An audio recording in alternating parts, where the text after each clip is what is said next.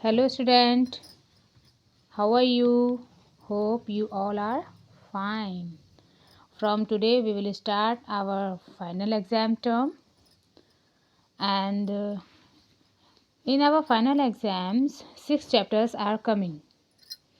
Okay, so we will start from the 6th chapter, the coastal plains and the islands.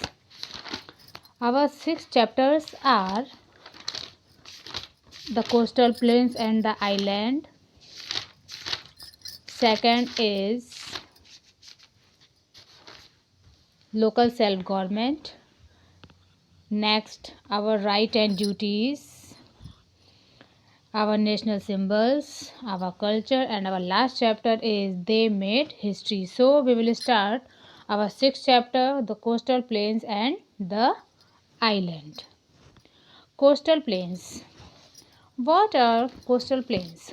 Coastal means समुद्री किनारा, means समुद्र के किनारे के जो एरियाज़ होते हैं उसको हम कोस्टल कहते हैं. Plain means plain areas and the island, और हम आइलैंड के बारे में भी इस चैप्टर में डिस्कस करेंगे.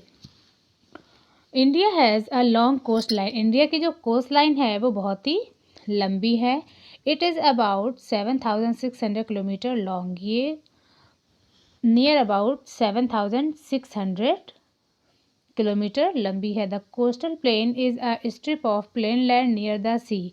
कोस्टल प्लेन क्या है? ये एक स्ट्रिप है समुद्र के पास की. The Deccan plateau is surrounded by narrow coastal plain on the eastern and the western side. Deccan plateau जो है घिरा हुआ है किसके द्वारा? नैरो पतली कोस्टल प्लेन के द्वारा, ईस्ट साइड में एंड वेस्ट साइड में. We can see the coastal plain of India in this map, and in the green portion we can see the narrow coastal plain area is surrounded. Deccan Plateau is surrounded by narrow coastal plain area. The plain along the western coastal is called the western coastal plain. वो plain area जो western coastal plain को cover करता है उसको western coastal plain के नाम से जाना जाता है. The plain along the eastern coast is called the, और वो एरिया जो ईस्ट को कवर करता है that is called the eastern coastal plain. Both plains meet at Kanyakumari, और दोनों ही कन्याकुमारी पर मिलते हैं. Which is southernmost tip of Indian mainland. ये सेंटेंस हम पहले भी पढ़ चुके हैं. हमारी जो साउदर्न मोस्ट टिप जो है इंडियन मेनलैंड की that is called the Kanyakumari. The western coastal plain. Western coastal plain lie between the western Ghat and the Arabian sea पर लाइज करता है western coastal plain.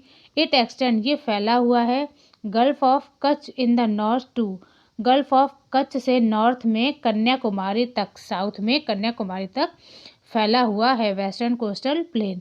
The west coast receive a lot of rainfall. West coast में बहुत ही ज़्यादा rainfall होता है from the monsoon winds के द्वारा.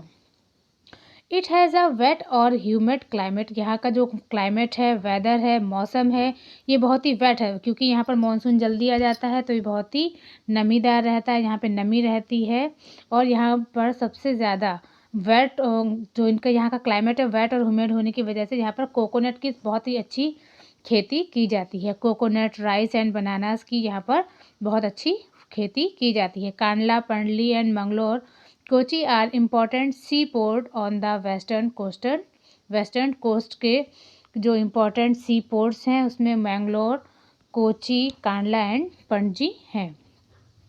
The western coastal plain is divided into 3 parts. इस वेस्टर्न कोस्टल प्लेन को 3 पार्ट्स में डिवाइड किया गया है. Gujarat coast, Konkan coast and Malabar coast. Gujarat coast is a part lies in between Gujarat in the Gulf of Kutch and the Gulf of Khambhat. ये जो है 2 part, gulf of Kutch और गल्फ ऑफ खंबात के बीच में लाइज करता है. कोंकण कोस्ट जो है मिडिल पार्ट में दिया हुआ है. The middle part of western coastal plain is called the Konkan coast. इसका जो बीच का हिस्सा है उसको कोंकण कोस्ट के नाम से जानते हैं. It extend from the Gulf of Khambhat to Goa. ये जो है गल्फ ऑफ खंबात से गोवा तक फैला हुआ है. Mumbai is an important sea port on the Konkan coast. Mumbai जो है ये कोंकण कोस्ट का बहुत ही इम्पोर्टेंट सी पोर्ट है, यहाँ पर से जो है शिप आते हैं और जाते हैं।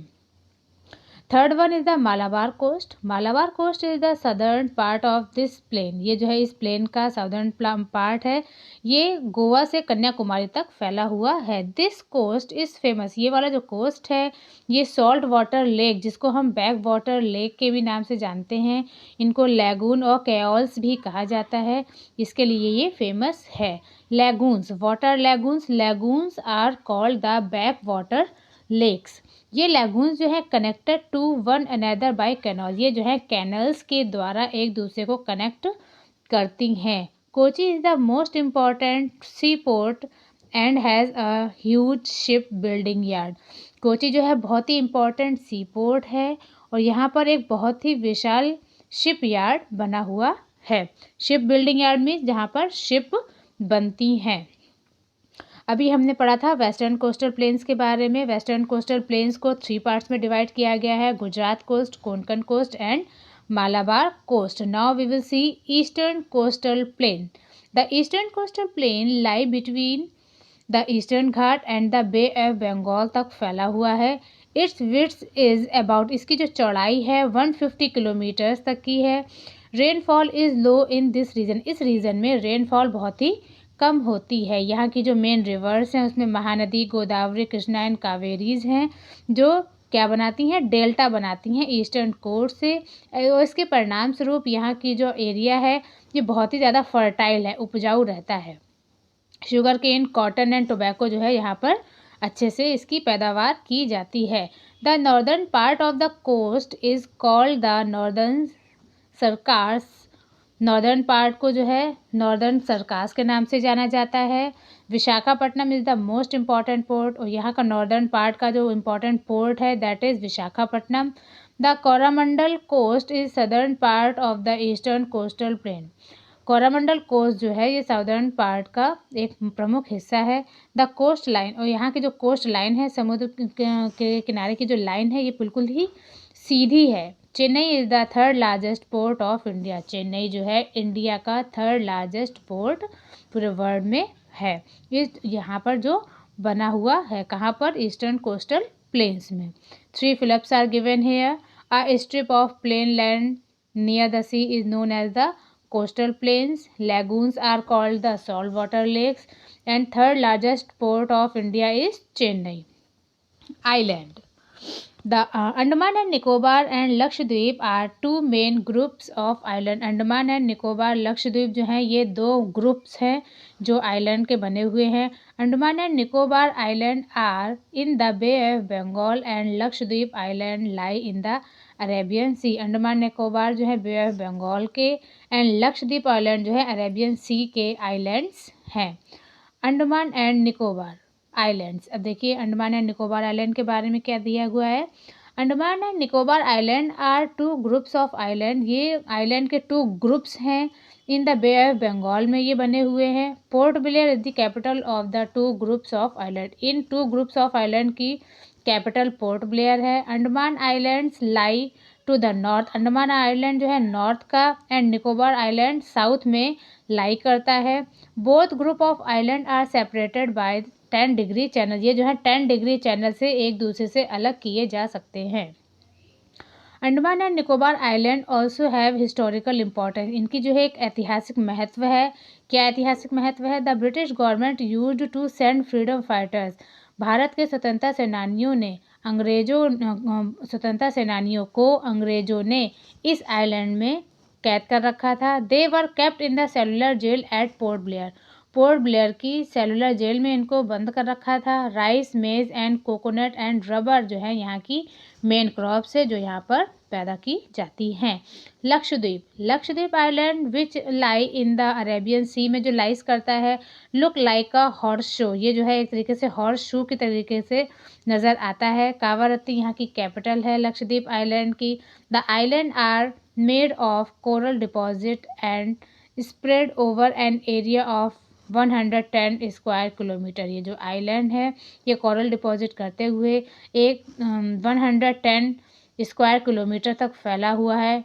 ये सबसे छोटा यूनियन टेरिटरी है इंडिया का Only 10 islands have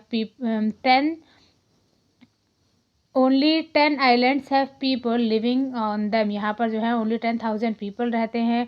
कोकोनट यहाँ की मेन क्रॉप है और फिशिंग जो है यहाँ का मेन ऑक्यूपेशन है जो यहाँ के लोगों के द्वारा किया जाता है. These island are well connected by the sea. ये जो आइलैंड है सी से बहुत अच्छे से जुड़े हुए हैं. And air root with Mumbai, और यहाँ का जो एयर रूट है वो मुंबई एंड तिरुवनंतपुरम तक चलता है. Andaman and Nicobar island are separated by 10 degree channels. And dash is the capital of Lakshadweep Island. It is Kavaratti. Now that's all from today. We will discuss remaining part of the chapter life in the region in our next video. Thank you.